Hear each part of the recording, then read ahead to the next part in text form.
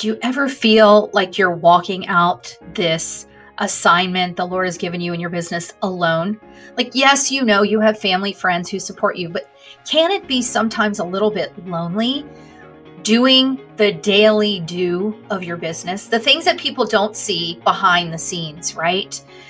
And that is where encouragement is so important. And that's why it is the fourth factor that you need in your safety first plan. So we're tying the bow literally on this series, which this is the Monday after Christmas. And we're talking all about encouragement. So let's get started.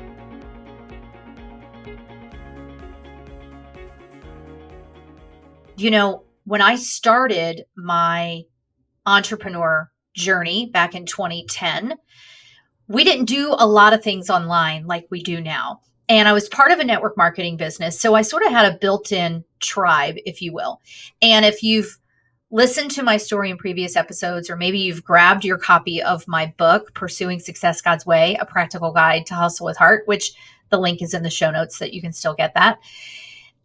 One of the things that I talked about is in my BC, my before Christ life, I had this tribe, but I felt out of place as I began to make my shift and I gave my life to the Lord in October 2014, because the people that I had surrounded myself, while they were great business besties, if you will, they didn't get what it meant when I would talk about things like, I'm doing this for God's glory, or I'm going to pray over that before I go for that incentive, right? And that is why it's so critical to surround ourselves with those who will encourage us in walking out God's assignment, those who will admonish us, hold our feet to the fire, help us to stay disciplined to the commitment that we've made to do the work God's given us to come to us with truth and love, but to even hold us up when we get tired, or to encourage our rest when they know that that's what we need. So this last episode of our Safety First series, let's talk about encouragement. And what does that mean for you as you step forward in the next action that you take in the new year, which is coming in the next, 5-6 days, whatever it is, less than that. I don't know. My math is all over the place. But why is this encouragement so important? And how do we find it, right? Well, let's start by defining encouragement. So encouragement is to give support, confidence, or hope to someone. To encourage is to drive spiritually or urge someone on, to champion them, to endorse what they're doing, to promote and nurture their development. Encouragement is one of the things that I provide to my coaching clients. We implement a safety first way forward with strategy, accountability, focus, and encouragement. And encouragement is what I help them do to keep them focused and to keep them on track, but also to not let them give up too soon, to not let them fall victim to the spiral of distraction and discontentment and doubt, to guide them through that. Encouragement is about having the right community around us. It's about having the right person beside us.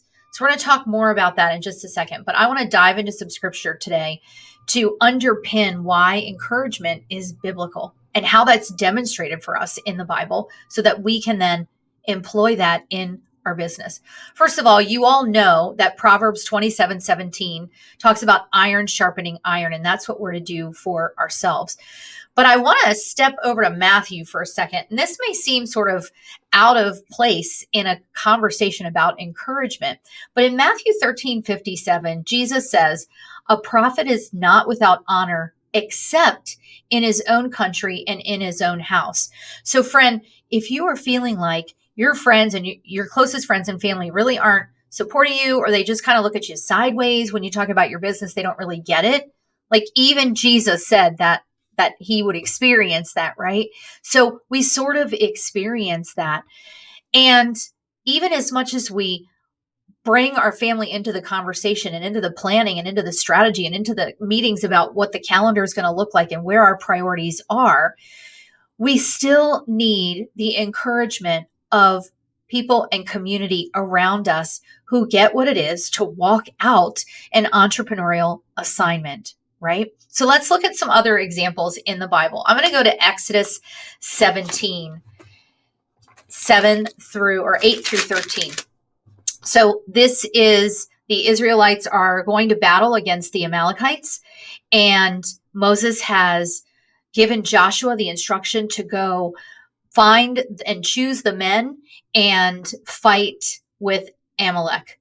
And Moses is telling Joshua, I'm going to stand at the top of the mountain and I'll have the rod of God in my hand to guide you. So Joshua puts together the army, and Moses, Aaron, and Hur go up to the top of this mountain. And so what happened is that every time Moses would raise his hands, the Israelites would gain ground. But every time his hands would lower because he was so tired, Israel would lose ground. And so what they did, the friends, his brother and friend, in encouraging them, put a rock underneath of him so that he could sit. And then they would support his arms, one on one side, one on the other, so that his arms remained steady. That is encouragement, friends. When we're getting tired in our journey in walking out our assignment, that God brings people alongside of us to encourage us. Let's look at 1 Samuel 20.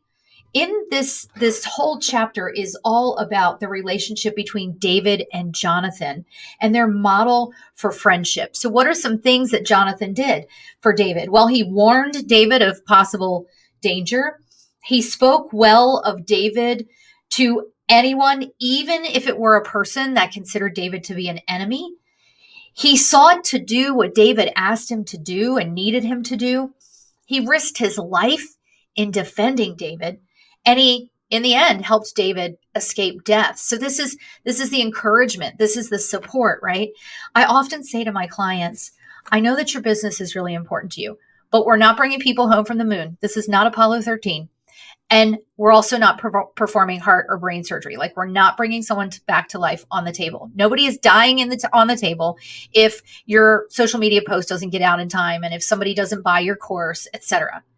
However, we still need encouragement surrounding us as we walk out this assignment that the Lord has given us. Encouragement can underpin the clarity that we have. Encouragement can help us walk out the serenity that we want. And encouragement can help us discern that we can be fulfilled because the Lord is enough, even if the outcomes in our business don't look the way that we planned, right?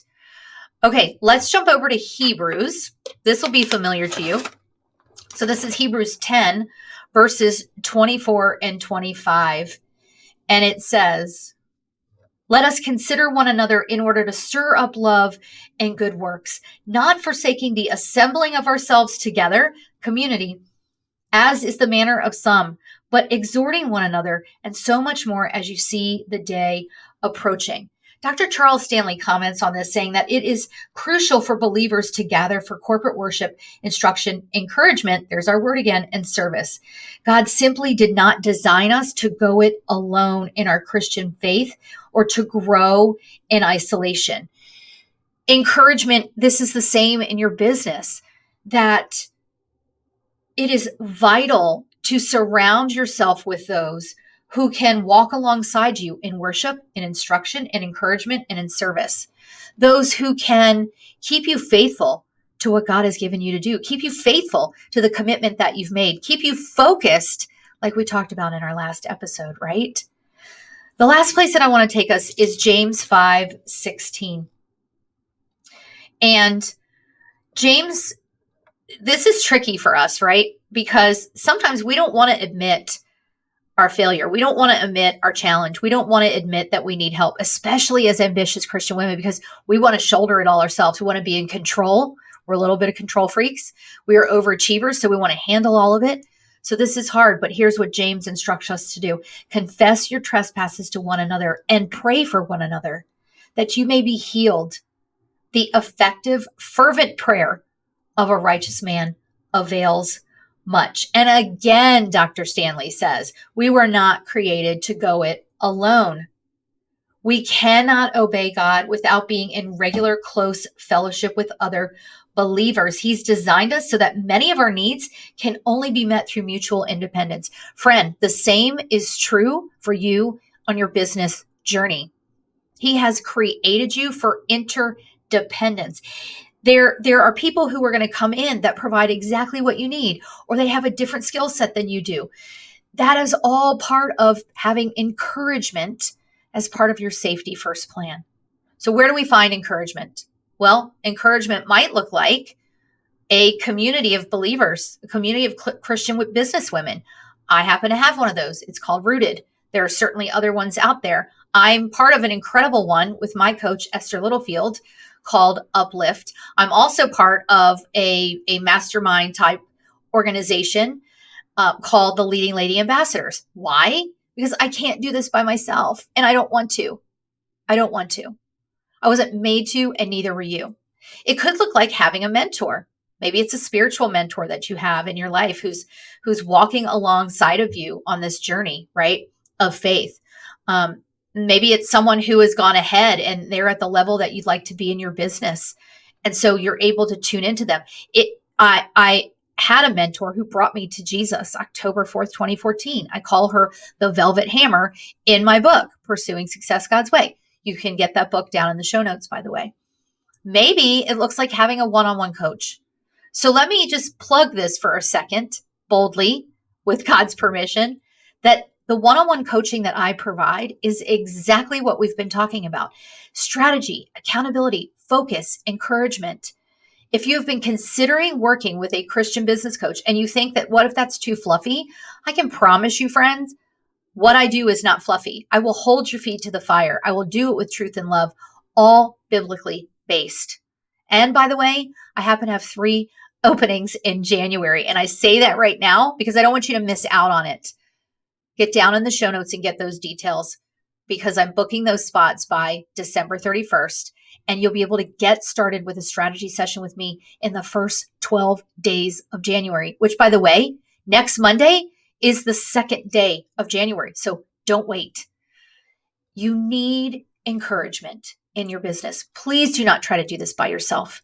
Please do not hide behind your laptop, your smartphone, whatever, at home, at your desk, and not engage in community or with a coach or both that can encourage you. Because I promise you this, friends, you may be looking back at the year right now and thinking it didn't go the way you wanted or it went the way you wanted. But either way, you want 2023 to level up. But you're a little bit scared because you've set the big goals before, but they haven't happened. Please do not beat yourself up thinking I should be able to do this on my own. You were not made for that. So find encouragement, whether it's me, whether it's another coach, whether it's my Rooted community, whatever it is, make sure that you surround yourself with that. So before we go, I simply want to say, I wish you all a joyous new year. I can't wait for you to tune in next week because starting January 2nd, my podcast is going to be live streamed. What?